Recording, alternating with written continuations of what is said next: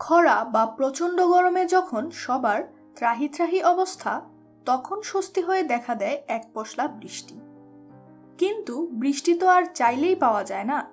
তবে সেটা যদি সম্ভব হতো তাহলে কেমন হতো, সে চেষ্টাও বেশ কয়েক দশক ধরে চালিয়ে যাচ্ছেন বিজ্ঞানীরা। সেই 1940 সাল থেকে বিভিন্ন উপায়ে কৃত্রিম বৃষ্টিপাত ঘটানোর চেষ্টা চালানো হচ্ছে। সাফল্যও ধরা দিয়েছে অনেক আগে। কৃত্রিম বৃষ্টিপাত ঘটানোর এই প্রযুক্তির নাম ক্লাউড সিডিং। এই কদিন আগেই সংযুক্ত আরব আমিরাত ক্লাউড সিডিং পদ্ধতিতে বৃষ্টিপাত ঘটিয়েছে। বৃষ্টিপাতের পেছনে সবচেয়ে গুরুত্বপূর্ণ ভূমিকা পালন করে সূর্য। সূর্যের তাপে নদী, সমুদ্রের পানি বাষ্পীভূত হয়ে উড়ে যায় আকাশে।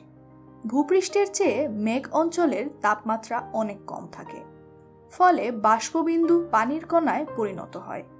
অনেক অনেক কণা একত্র হয়ে তৈরি করে মেঘ। এই কণাগুলো ছোট ও ওজনে কম, তাই সঙ্গে সঙ্গেই মাটিতে পড়ে না। ধূলিকণা বা ধোঁয়ার সংস্পর্শে এসে ছোট ছোট পানির কণাগুলো ঘনীভূত হয়ে বড় কণায় পরিণত হয়। এরপর সেগুলো বৃষ্টি হয়ে নেমে আসে মাটিতে। ছোট কণাগুলো জুড়ে বড় পানির কণা তৈরি হতে বেশ সময় লাগে। ততক্ষণে মেঘ উড়ে অন্য এলাকায় চলে যেতে পারে। তখন আর বৃষ্টি হয় না ওই এলাকায়। তাই সময়ের আগেই যদি ছোট কণাগুলোকে বড় কণায় পরিণত করা যায় কৃত্রিমভাবে, তাহলে সময়ের আগেই বৃষ্টিপাত ঘটানো সম্ভব। আর এই কাজটি করেন বিজ্ঞানীরা।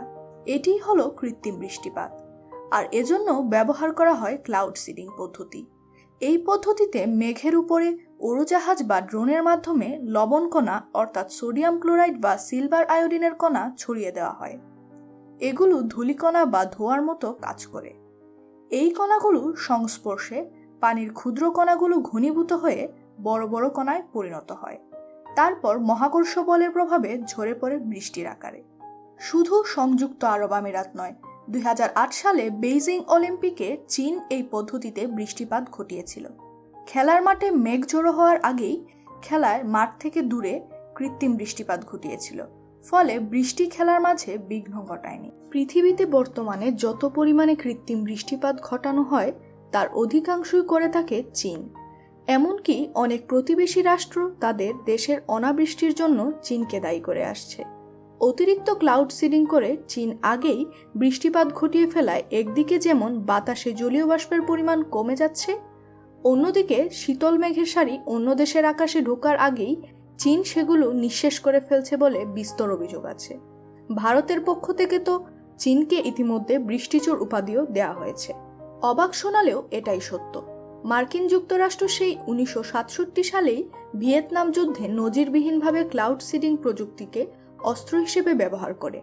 অপারেশন পপাই নামে কুখ্যাত এই অভিযানে মার্কিনিরা ক্লাউড সিডিং করে ভিয়েতনামের উত্তর ও দক্ষিণ অঞ্চলের সংযোগকারী হো চি মিন ট্রেইলের উপর প্রচুর পরিমাণে কৃত্রিম বৃষ্টিপাত ঘটায়।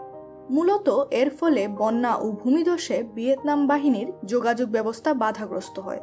উত্তর ও দক্ষিণ অংশের মধ্যে খাদ্য ও অস্ত্র পরিবহন কঠিন হয়ে পড়ে।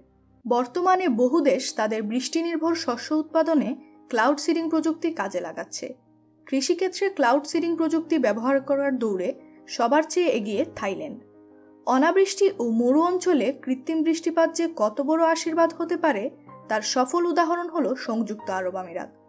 মরু ও সাগর পরিবেষ্টিত নদীশূন্য এই দেশে প্রতি বছর গড়ে মাত্র 10 দিন বৃষ্টি হয়, যার পরিমাণ সব মিলিয়ে মাত্র 120 মিলিমিটার।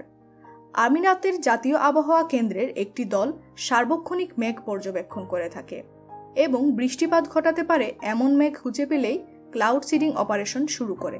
কেবল 2017 সালেই তারা 242টির মতো সফল ক্লাউড সিডিং অপারেশন সম্পন্ন করে, যা 15 থেকে 30% মতো বৃষ্টিপাত বৃদ্ধিতে সহায়তা করে। অতিকল্প মনে হচ্ছে? মানুষের কাছে অতিকল্প বলে কিছুই নেই, তাই আশায় বুক বাঁধতেও বাধা নেই। আপনাদের যদি এ বিষয়ে কোনো প্রশ্ন বা মতামত থেকে থাকে তাহলে সেটা আমাদের কমেন্ট বক্সে অবশ্যই জানাবেন। আমরা আপনাদের প্রশ্নের যথাসম্ভব উত্তর দেওয়ার চেষ্টা করব। আর ভিডিও প্রকাশের সাথে সাথে নোটিফিকেশন পেতে আমাদের চ্যানেলটিকে অবশ্যই সাবস্ক্রাইব করুন এবং পাশে থাকা বেল আইকনটিতে ক্লিক করুন। ধন্যবাদ সবাইকে আমাদের পাশে থাকার জন্য।